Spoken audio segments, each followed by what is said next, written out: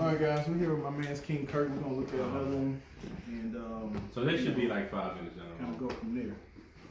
It's another one on Garrison Street in Baltimore. We're gonna make it a rooming house, and so we're gonna just kind of show you guys so before. Let me run and get my mask, and I'll be right back. All right. All right. So I guess I'm not gonna do that. Like he was saying to you guys earlier, a lot of times we'll just have them raw. You know, this is raw right here from the ground up. From there, we'll switch it around, change the floor plan around. We're gonna make it better and good for a rooming house. Depending on the layout of the property, we got one that we should see today. Actually, where I'm parked at, so I know we won't see it today because I gotta go and get my car. But you know, because of that one, the basement is so big, we actually made that into an apartment. And so, because we made that into an apartment, the other rooms up front, then that's just gonna be, we rent those by the room. And of course, the end result is everybody got locks on their doors, so it's very secure. It's internet throughout the house, it's cable throughout the house. We put 50 inches on every room, you know, in every room. It's really nice, you know, for a lot of times you may have, you know, older people who want to downsize, you know, they don't need a whole house, all their kids moved away, things like that. Might be younger people who, you know, they got their own businesses or whatever, so they just need one room. That might be a scenario. Long story short, we want to be able to provide services, room services for everybody, you know, and it's affordable. You know, we never go more than $750 a room. It's always $750 a room if they got a bathroom with it, and $700 if they don't have a bathroom with it. It don't go up on rent. East Coast, they always go up on rent. You know, I was talking to a partner today about one particular property. It was time for one of my tenants to renew their leases, and he was like, "Hey, I'm thinking about we should go up on rent." And I was like, I'm sorry to bother y'all. "No problem." So he was like, we were talking about going up on rent, and I was like, I don't really want to do that. I'm from down south. We don't really go up on rent a lot, you know. Now, granted, there's different ways to create a way that you can definitely still make that, you know, make that money that you need, because we still got to pay more in insurance, we still got to pay more in taxes, so we still want to be able to, you know, recoup those losses essentially by when we collect the rent. But there's more creative ways to do that. Yeah, Whether it is going up on rent is probably the easiest way, what they call forced appreciation. So that's like a good way of doing it. But it's, again, there's a lot more creative ways you can get the money that you're looking for without necessarily going up on rent.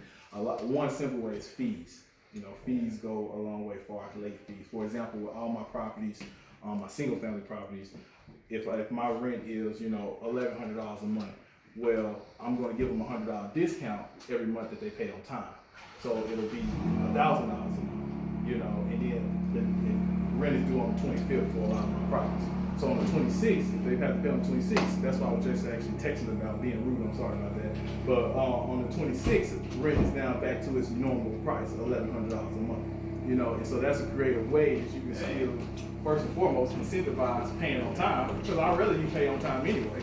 You know, I'd rather you pay on time anyway, even if I'm giving you the deal on the rent. I really just want you to pay on time. That's the only reason I need to incentivize you by making your rent under market value or whatever the case may be. All right, we're gonna get started. They're just gonna get started.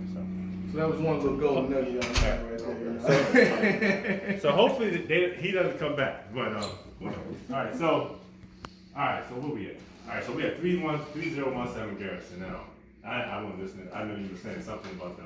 Yeah, no, we good. We perfect. All right, so what was I saying? I was saying the story. Oh, the first property, right? So we were just talking about the difference in money flow. So when I bought my first property, I was sitting there with my friend, and he was saying like, "Hey, you know, my landlord is going to sell the property." I said, "Okay, cool. Let me talk to the landlord." So I talked to the landlord, and she was like, "Hey, I'll sell it to you for $200,000." So then I was like, "This is my first property 6 years ago." So I said, "Okay, cool." And at that time, I didn't really know what I was doing, so I didn't know, you know, $200,000 was actually a good steal. I'm trying to lowball even further. That's I figured I could just get another $50,000 off. So I said, "Hey, let me get it for $150." And so and I didn't know. I just threw a number out there. So she said $200. I just figured she was trying to get more money. So I said $150.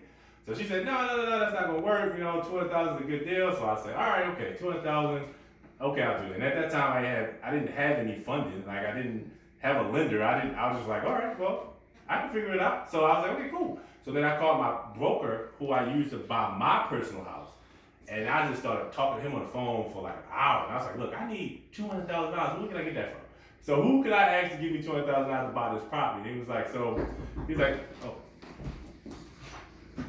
Hi, guys. Hey, hello. Hi, guys. Hey, how are you? You getting yourself? it's okay, alright, so that's fine. Alright, cool. Welcome. So we just going with the story on when we bought the first property. So I said, you know, I'm gonna get $20,000. So I thought, and the reason I say is because, you know, a lot of your resources are the people that you already met and talked to, because they know a little bit more than you. So, and I always firm believer, that you can't do everything. So you gotta diversify your portfolio, let people know. So people that's in loan, you let them do what they do. They provide you loan, private money lenders, or whatever. So I talked to my broker at the time, and he was just telling me, he was good guy, so he was just giving me information. He wasn't charging me, he's telling me. He's like, look, I'll give you $20,000, just give me 20%. And I was like, all right, okay, 20%. So I get my little calculator, I'm like, 20%, $200,000? So you said $40,000, I got you $40,000? He's like, yeah. And that's not including closing costs and all that stuff. So I went in and I had the money in my account, my savings account, which I talked to my wife first.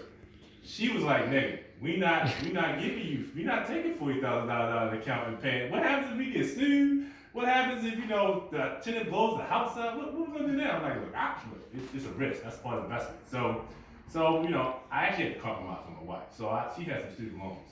So I said, look, if I pay student loans off, then I can go pick this $40,000 and then we can't talk about it. So I went and worked a little bit more and I got her paid off. It was around $8,000. So I paid off her student loans, right? So now we had a compromise. I was like, you can't ask me nothing about real estate because your student loans are paid off. That's the compromise. And so when she got student loans, she didn't care nothing what I did. You know, she's free of her debt, and I was like, okay, I'll go with more debt. So I got the $40,000 from my savings account, and I called Rob. I said, look, I got $40,000. What you want me to do now? I was like, well, you gotta get a contract first. I was like, oh, okay, all right. So then I went back to the landlord. I was like, look, all right, let's do $200,000. Did a little contract. I mean, we literally went online and I just printed out the contract. And we just did some stuff. I gave it to her. She's like, oh, that looks good. I was like, okay, cool. So then I sent it to Robert. And Robert was like, all right, then I gotta qualify. So I was like, I thought we was already qualified. And you said I get the money, I give you $40,000, we good. Like, what's the problem? So they're like, no, we need to see the tax returns, the W-2 statements. I need to make sure your pay stubs. I need to see how much money you got. You gotta have reserves. I'm like, all right, this was not part of what we talked about. So I was like, all right, okay, cool. So I'm sending them all this information. And the reason why I say this is now, because when you buy in housing, well, we go a whole different way. Where we don't gotta get all that information that you need. It's a whole different. So, but yeah, he wants all this information and everything, and I'm sitting there like, all right. So I provide him all that information, and then we go through the appraisal, most important part of the property, right? The appraisal. So what I didn't know is that I figured, you know, it's a little bit damage to the property. I didn't think the appraisal would be worried about it, right? So I learned a little fact that, you know, you probably want to patch up holes and certain little things you need to fix for certain criteria for lenders. They won't lend to you. If you got a little hole in the wall, they might, hey, you're gonna have to fix that. So, which I didn't do.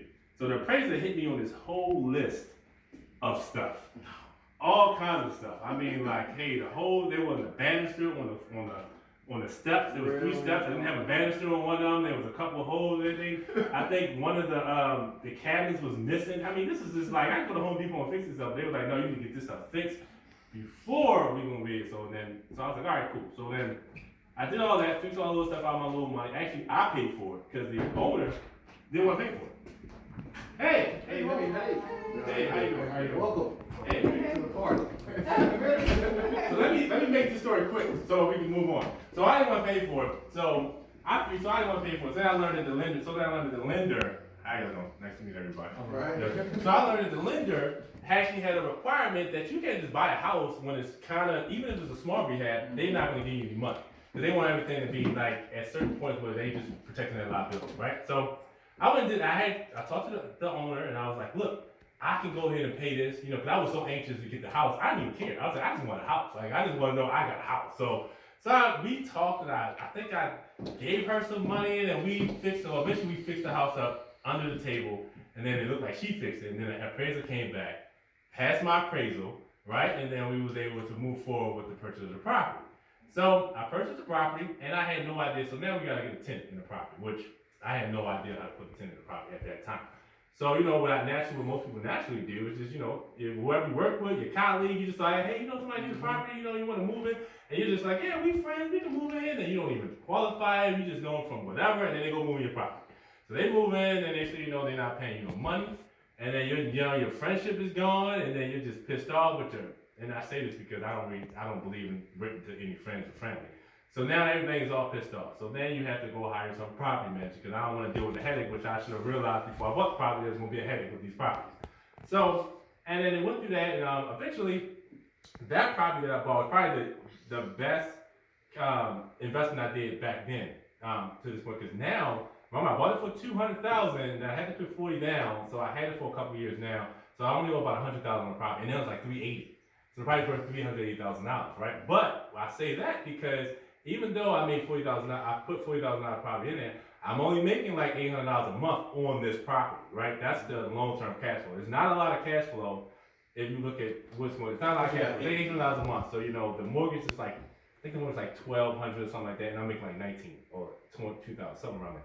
So I'm only making a couple dollars a month on this property. But if I was to sell it, I could make a whole lot more money. But we'd be pointing at like we looking at long-term cash flow, right?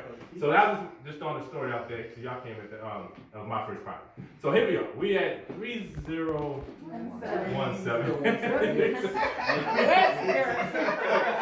I missed it. We were out here talking to one of the tenants for a while now. I was like, yeah, 3017. All right, so what we did, we just acquired this property 2 weeks ago, right? We just acquired this property 2 weeks ago. This is already a rental house. So this is already somebody else. They put it as a rental house, and this is what typically a rental house looks like in Baltimore City. So when most tenants come into rental houses, this is what some of them are a little worse. This is what they're gonna look like. They come in, you're gonna have the flies. I know you're gonna hit by a couple flies, right? So you're gonna have the flies hitting you. You know, we just want to tour this rental house because as we go on through the tours, you want to see the process and the differences that we make with the rental houses due to, you know, the circumstances that people have to live in Baltimore City. So we make it a little bit more nicer, and people will pay. A lot nice. I said a little more. Yeah, a lot nice. So people will pay based off of what you want to give them. Like we have, you know. So we're gonna go through this. So this is what. So we just bought this house. How much did we buy this house for? I think we bought this house for like 40 grand. It was about 40 grand. It's about a $20,000 renovation that needs to be done in this property, right? So we're gonna just tour around and show you as we walk through here. All right. So and y'all met the tenants. Y'all didn't meet the tenants, but they were outside already.